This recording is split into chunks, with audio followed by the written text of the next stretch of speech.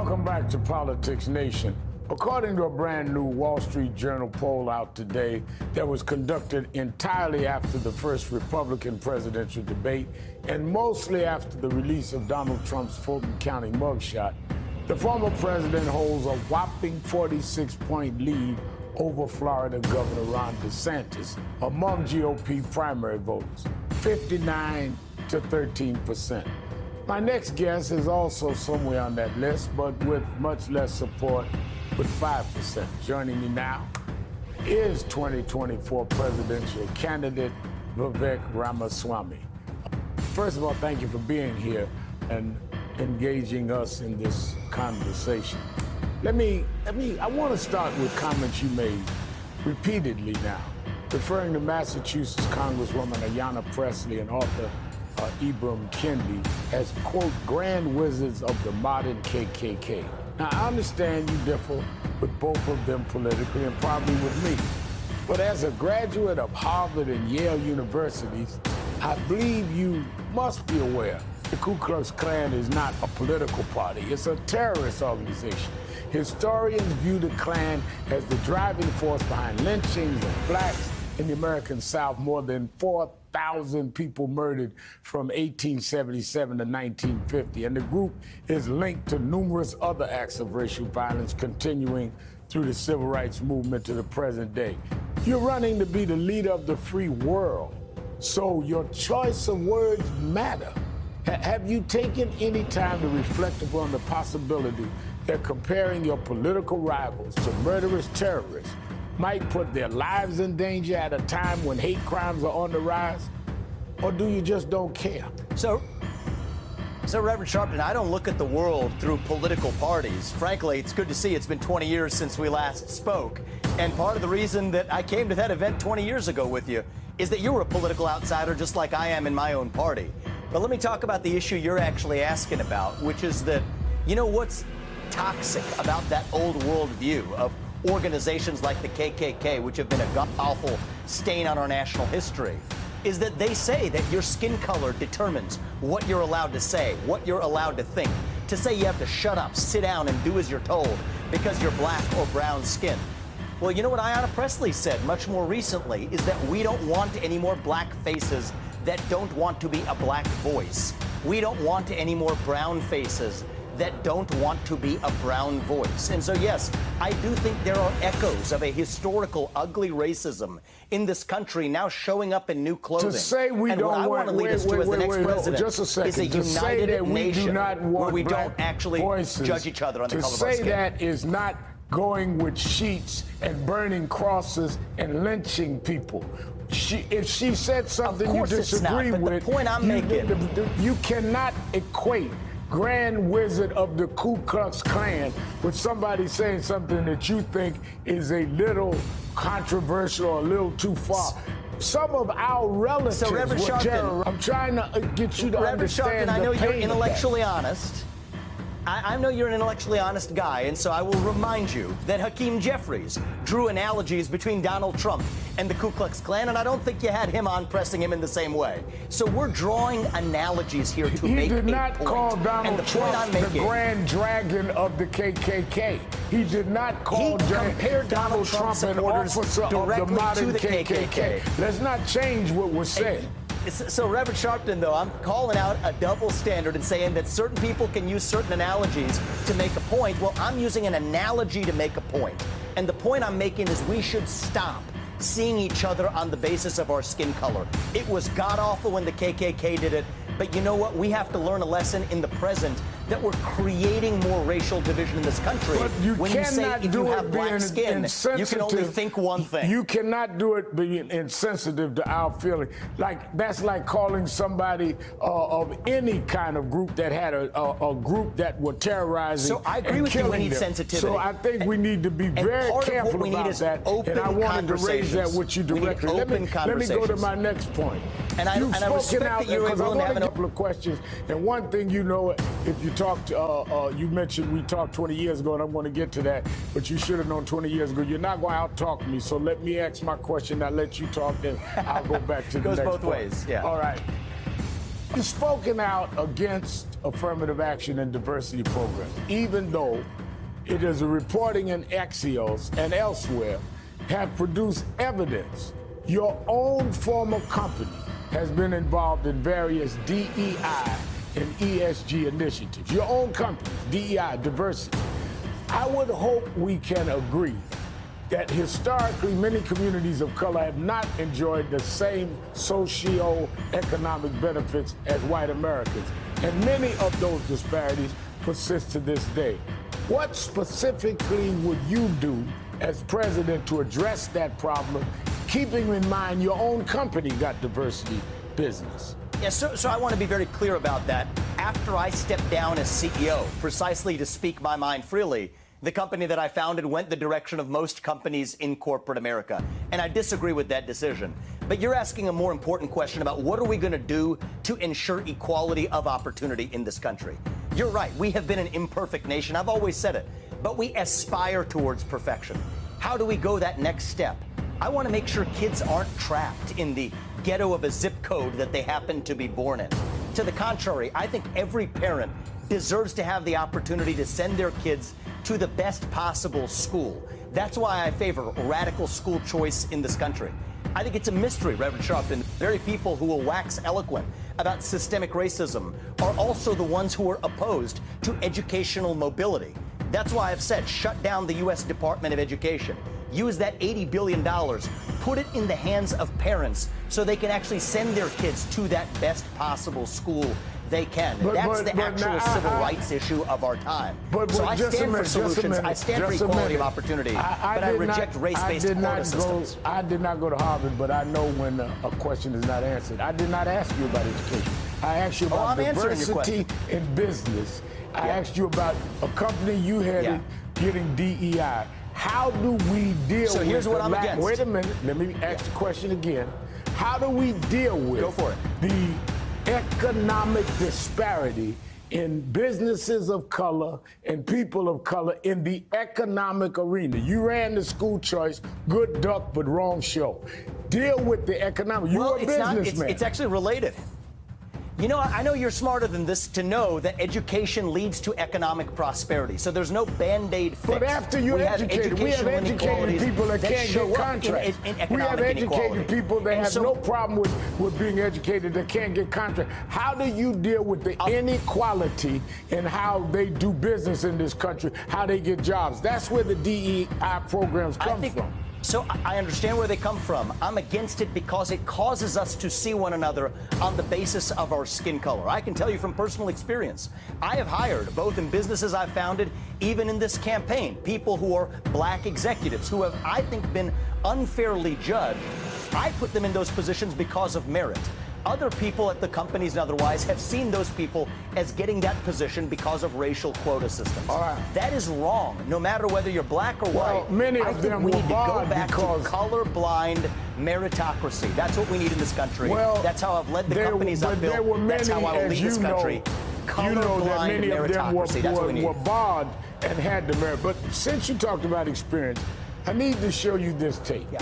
Back in 2003, when I ran for president, and you were there to ask me a question at a forum I was doing at Harvard University. So 20 years later, now my turn to ask. Let me first play you the tape of you and I 20 years ago. Let's get to my question here. Go ahead. Reverend Sharpton, hello. I'm Vivek, and I want to ask you, last week on the show we had Senator Kerry, and this week and the week before we had Senator Edwards. And my question for you is, of all the Democratic candidates out there, why should I vote for the one with the least political experience? Well, you shouldn't, because I have the most political experience.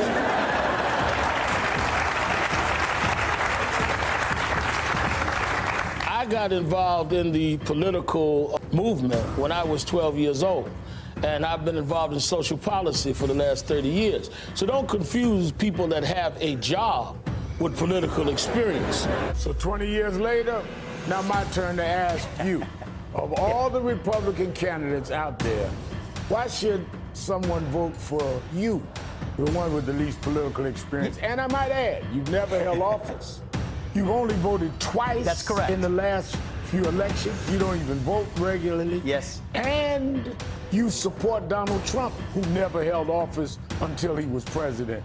Well, you putting a different standard on me, but I won't even make the racial application there. Why should we vote for you? Listen, at the age of 18, I think you persuaded me on that one, that political experience is not the same as holding office. To tell you the truth, the reason I came out there and I was intrigued. Can I put out right-wing press that Sharpton converted a young, well, I don't want to take credit for to believe outside of political experience, I'm going to tell you the truth. One of the things, I'll even give you one more for you, okay? You were the only anti-war candidate back then. I was against the Iraq War. As I recall, you were the only anti-war candidate in either party. Well, guess what?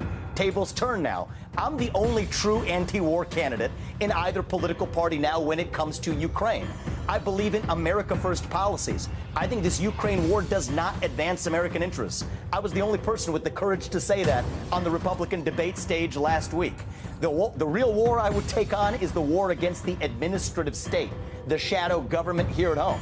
I think the people who we elect to run the government, once again, ought to be the people who actually run the government, not the cancerous bureaucrats in Washington, D.C.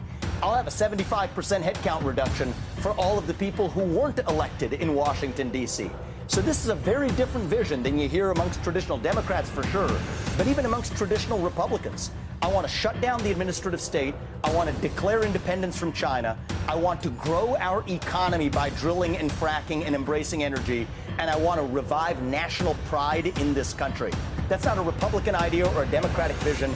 It is a pro-American vision. But that's what I stand for. It's why I'm in this race. I would take issue that when I opposed the war in Iraq and going for weapons of mass destruction that wasn't there, so I ended up being right. You can't compare that to the United States supporting Ukraine defending itself against Russia. So that's Look, I think there's a myth that Ukraine's actually, I think I was against the Iraq war then, but I'm consistent now. Ukraine is not some democracy that we've now painted it to be. I think this is a regime that really has some serious flaws as well. Ukraine is in so I think I respectfully disagree with you. Strategic place where I respectfully disagree that I do not think that, but all right, we can agree to disagree on Ukraine that. is not a NATO ally, and Ukraine doesn't advance U.S. interests. So that's one of the things that's distinctive about my views. We disagree respectfully on that. Now, NBC is reporting that you were once a recipient of a fellowship for immigrants and children of immigrants from the Soros Foundation. You were awarded the fellowship in 2011 to support your studies at Yale Law School. And the issue is that you, the child of Indian immigrants, are now accusing some immigrants of carrying out an invasion of the United States. And that as president, you would make it more difficult for children of immigrants born here to participate in the political process.